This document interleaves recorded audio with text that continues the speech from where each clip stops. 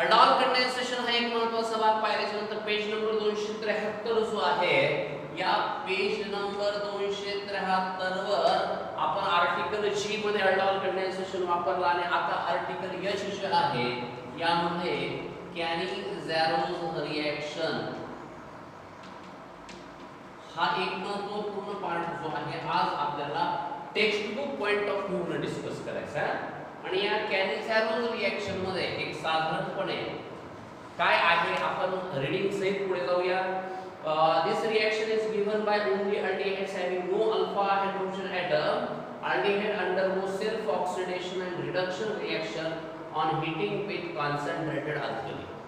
एक दोन महत्त्वाचे पॉइंट्स आहेत.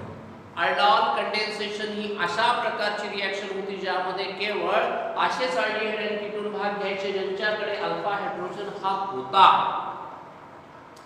याचा एक्झॅक्ट विरुद्ध भाग आहे कॅनी-झॅरोज रिएक्शन ही असेच अल्डिहाइड आणि कीटोन देतील ज्यांच्याकडे अल्फा हायड्रोजन नाही. दुसरा डिफरन्स काय? अल्डॉल कंडेन्सेशन मध्ये dilute NaOH, dilute Na2CO3, dilute BaOH taken twice म्हणजे अल्कली ही डायल्यूट होती. इथे कॉन्सन्ट्रेटेड अल्कली हा एक महत्त्वाचा पार्ट. पुढे काय म्हणतो बघा. आता पुढे त्यांनी सांगितलं की तो अल्डिहाइड जे आहे सेल्फ ऑक्सिडेशन रिडक्शन रिएक्शन देतो. म्हणजे या रिएक्शन मध्ये भाग घेणाऱ्या अल्डिहाइडचं ऑक्सिडेशन पण होतं, रिडक्शन आपण पाहूया मेकॅनिझम मध्ये. This reaction is called as a disproportionation reaction. म्हणजे त्याच्यामध्ये हायड्रो म्हणजे रिडक्शन आणि ऑक्सिडेशन सायमल्टेनियस होत असल्या कारणाने त्याला डिस्प्रपोर्शनेशन असं म्हणलं जातं. In Kani-Zerov reaction, one molecule of aldehyde is reduced to alcohol, and at the same time, the second molecule of aldehyde is oxidized to sodium salt of carboxylic acid. असा एक part दिलाय आणि example formality बेंझोइड. तर आता हे text book न दिलं, आपण त्याच टेक्स्ट बुकला आता थोडंसं आपल्या पॉइंट ऑफ व्ह्यू न जाऊया. 4 पॉइंट मध्ये टाकूया. पहिला पॉइंट आहे कंडिशन. तर कंडिशन मध्ये पहिला point, only those aldehyde which have no alpha hydrogen can take part in this reaction. मी जसं सांगतोय तसं बोर्डाच्या परीक्षेत लिहिलं तरी चालत्या नोट्स मध्ये. पहिली भाग condition, only those aldehydes which have no alpha hydrogen can give this reaction. दुसरा पार्ट डेफिनेशन. तिथं त्यांनी सरळ दिले, मी डेफिनेशन सांगतो. In this reaction, two molecules of aldehyde having no alpha hydrogen are condensed in presence of concentrated alkali to give primary alcohol and sodium salt of carbon. लक्षात घ्या व्याख्या काय दिली मी. In this reaction, two molecules of aldehyde condensed in presence of concentrated alkali to give primary alcohol and sodium salt of carboxylic acid. हाला example आणि mechanism. Mechanism जरी दिलेला नसला, मेकॅनिझम दिलाय फक्त नाव नाही टाकता, त्याच्यात आपल्याला सिलेक्ट करता आलं पाहिजे. त्यासाठी आपण हा H टेक्स्ट बुक मध्ये ज्या पद्धतीने दाखवलंय वाटल्यास तसं दाखवलं तरी चालतं. हा HC double bond OH plus NaOH, कारण कॉन्सन्ट्रेटेड असल्यामुळे डायरेक्ट आहे त्या plus HC double bond OH दोन मॉलिक्युल्स घ्यायचे आणि त्यांनी काय दाखवलं तिथं 50% पेक्षा जास्त concentration. HC double bond O हा O हा Na प्लस CH3OH असंच आहे. त्यांनी काय केलं फक्त हा C हा H मी व्याख्या सांगितलेली आठवली का. Two molecules of aldehyde 50% concentration है. Two molecules of aldehyde are condensed in presence of concentrated alkali to give sodium salt of carboxylic acid and primary alcohol. हे लक्षात घ्या. ठीक. आता इथे एवढीच रिएक्शन आहे. आता फक्त मला मेकॅनिझम जो आहे हा मेकॅनिझम त्यांनी वाक्य कसं वापरले टेक्स्ट बुक मध्ये. In Kani-Zerov reaction, one molecule of aldehyde is reduced to alcohol. At the same time, another molecule is oxidized to sodium salt. हेच खास मेकॅनिझम, फक्त तो नाव देत नाही. तर कसं होतं, एका मॉलिक्युलचं रिडक्शन हे प्रायमरी अल्कोहोल मध्ये होतं अल्डिहाइडच्या, तर दुसऱ्या मॉलिक्यूलचं ऑक्सिडेशन हे सोडियम सॉल्ट मध्ये होतं. हे कसं होतं मी इथं दाखवतोय तुम्हाला. हा H, हा C डबल बॉन्ड को, हा H, हा H, हा C डबल बॉन्ड को, हा H. ठीक आहे. बघा आता कोणताही एक भाग दाखवतो तुम्हाला. रिडक्शन हा भाग कुठला? ऍडिशन ऑफ हायड्रोजन म्हणजे काय रे? रिडक्शन. ठीक आहे.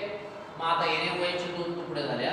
हा इथे घेऊ NaOH, NaOH हा गेला इथे. तर हा आला हायड्रोजन. ऍडिशन ऑफ हायड्रोजन म्हणजे रिडक्शन. आणि हा इथला हायड्रोजन आला, हा H याला असा H.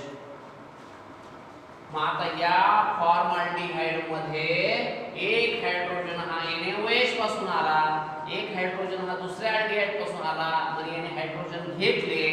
ऍडिशन ऑफ हायड्रोजन म्हणजे रिडक्शन. आणि म्हणून या रिएक्शन मध्ये एका अल्डिहाइडच्या मॉलिक्यूलचं रिडक्शन झालंय. तर आता ऍट द सेम टाइम लक्षात घ्या, ऍडिशन ऑफ हायड्रोजन म्हणजे रिडक्शन, तर रिमूव्हल ऑफ हायड्रोजन म्हणजे काय? ऑक्सिडेशन.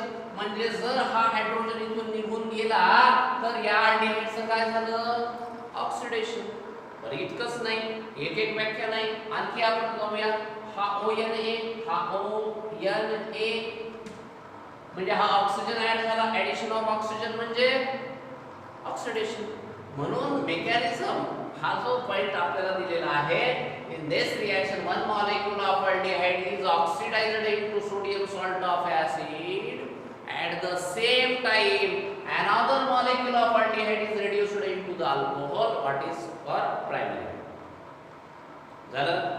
हा झाला आजचा आपला पहिला एक्झाम्पलचा पार्ट.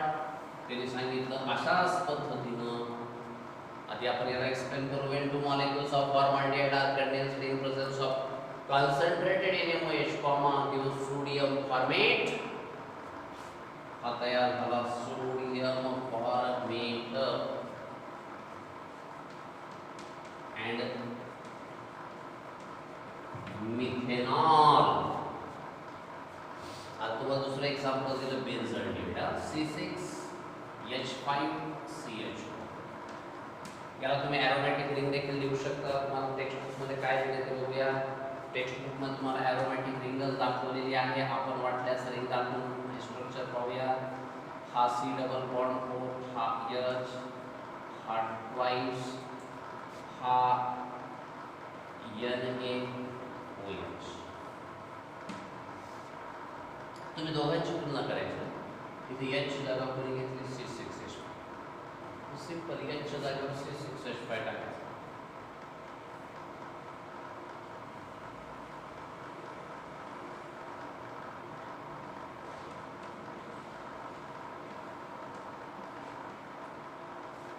अशा पद्धतीनं ज्या वेळेला तुम्ही हा भाग टाकला, तिथे याच्या जागेवर C6H5 टाकायचं.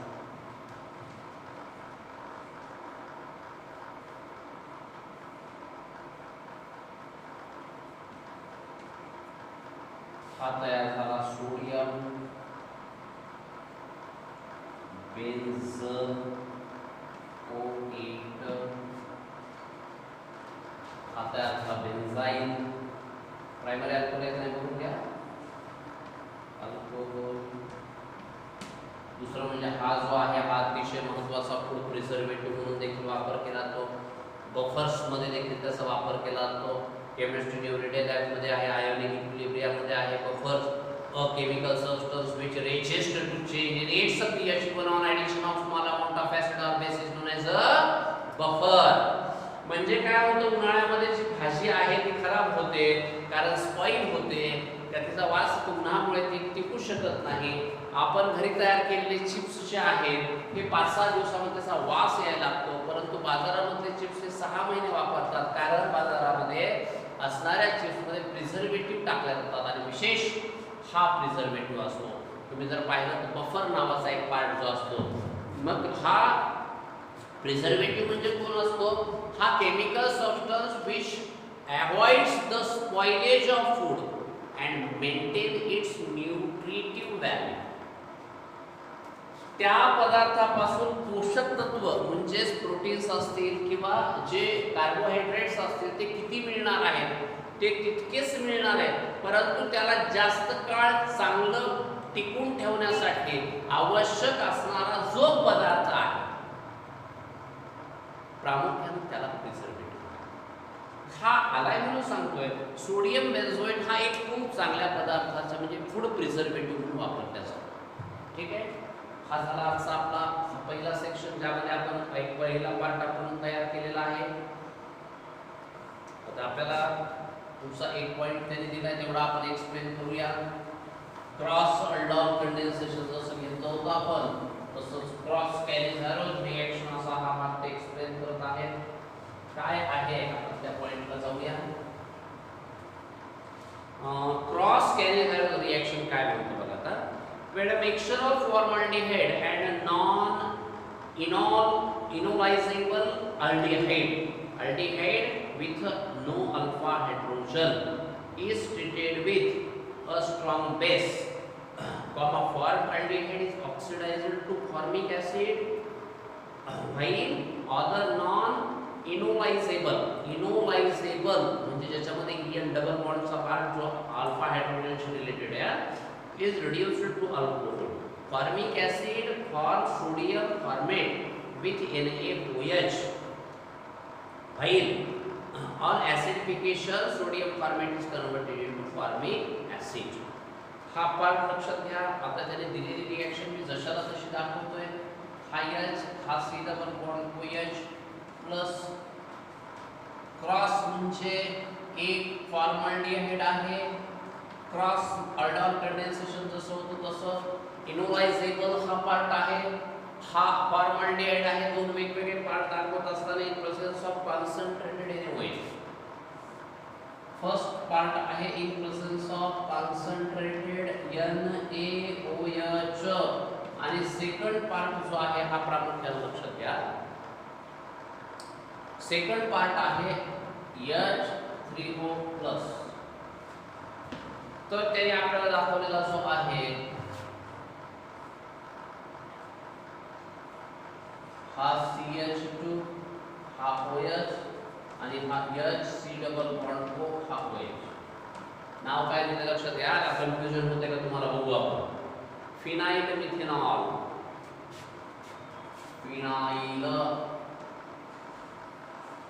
मिथेनॉल आणि दुसरं नाव बेन्झाइल अल्कोहोल. तर तेच थोड्या वेळापूर्वी आपण बेन्झाइल अल्कोहोल लिहिले आणि फिनाइल मिथेनॉल लिहिले. हे का आपण पाहूया थोड्या वेळात. हा फॉर्मिक ऍसिड. तर काय लक्षात आलं पहिला भाग माहिती आहे का. तर क्रॉस मध्ये काय होतं की युजुअली जो आहे हा इनोलायझेबल जो आहे का त्याचा अल्कोहोल तयार होतो. पॉइंट्स व्यवस्थित लक्षात घ्या. इनोलायझेबल जो आहे त्याचा अल्कोहोल तयार होतो आणि जो फॉर्मल्डिहाइड आहे याचा sodium salt of formic acid आहे आणि त्याचं हायड्रोलायसिस केल्यानंतर फॉर्मिक ऍसिड.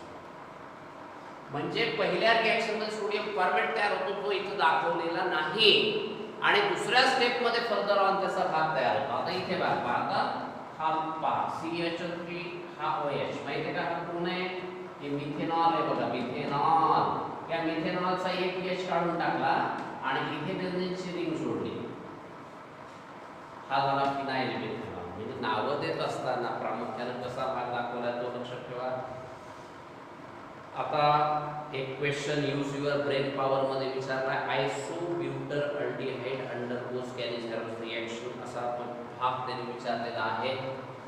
देतो का. आधी आपल्याला आयसोब्यूटर अल्डिहाइडचे स्ट्रक्चर काढावं लागेल. हा CH3 हा CH हा CHO हा CH3. आयसोब्यूटर अल्डिहाइड आणि हा जो आहे हा आयसोब्यूटर अल्डिहाइड कडे अल्फा हायड्रोजन जो आहे हा अस्तित्वात आहे. 4 कार्बन असणारा ब्यूटर अल्डिहाइड 1 2 3 4. याच्यामध्ये आता स्ट्रक्चर दाखवल्याच्या नंतर तुम्हाला प्रामुख्याने हे लक्षात येतं की हा वाटल्यास मी आणखी एक्सप्लेन करतो. हा C डबल बॉन्ड O आहे. C डबल बॉन्ड O ग्रुपला जोडलेला जो कार्बन असतो त्याला अल्फा कार्बन असं म्हणायचं. त्या अल्फा कार्बनवर असणाऱ्या हायड्रोजनला अल्फा हायड्रोजन म्हणायचं आणि अल्फा हायड्रोजन असणारा आयसोब्युटाल्डिहाइड एक्सप्लेन करा म्हणतो ना. हे स्ट्रक्चर काढायचं, स्ट्रक्चर काढून सांगायचं की as isobutylaldehyde has alpha hydrogen it cannot undergoes Cannizzaro reaction. आणि असा कुठलाही प्रश्न विचारला तर तुम्ही स्ट्रक्चर काढायचं. अल्फा हायड्रोजन असेल तर तो रिएक्शन देणार नाही, अल्फा हायड्रोजन नसेल तर तो रिएक्शन देईल. कॅनिझॅरो रिएक्शन बद्दलचे हे पॉइंट्स जे आहेत हे महत्त्वाचे लक्षात ठेवायचे. आणि इथं स्टॉप होण्याच्या पूर्वी दोन रिएक्शन्स मधलं वैशिष्ट्य लक्षात घ्या.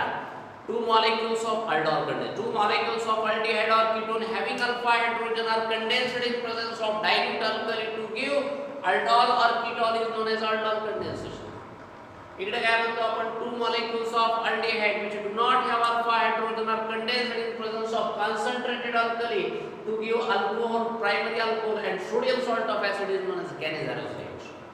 ही झाली डेफिनेशन. दुसरा पॉइंट, पहिल्या aldol कंडेन्सेशन मध्ये डायल्यूट अल्कलीचा वापर केलेला आहे, तर कॅनिझॅरो रिएक्शन मध्ये कॉन्सन्ट्रेटेड अल्कलीचा वापर.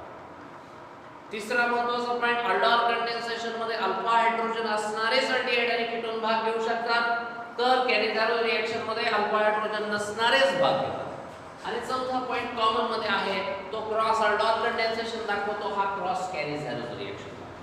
तुलनेनं aldol कंडेन्सेशन पेक्षा रिएक्शन छोट्या आहेत, मर्यादा आहेत. फॉर्मल्डिहाइड आणि बेन्झोल्डिहाइड सारखे लिमिटेड एक्झाम्पल्स हे इथं प्रामुख्याने पाहायला मिळतात. आणि एक महत्त्वपूर्ण पार्ट जो आहे पेज नंबर 273 आर्टिकल एच 12.8.2 मधलं हे आर्टिकल आपलं संपलं.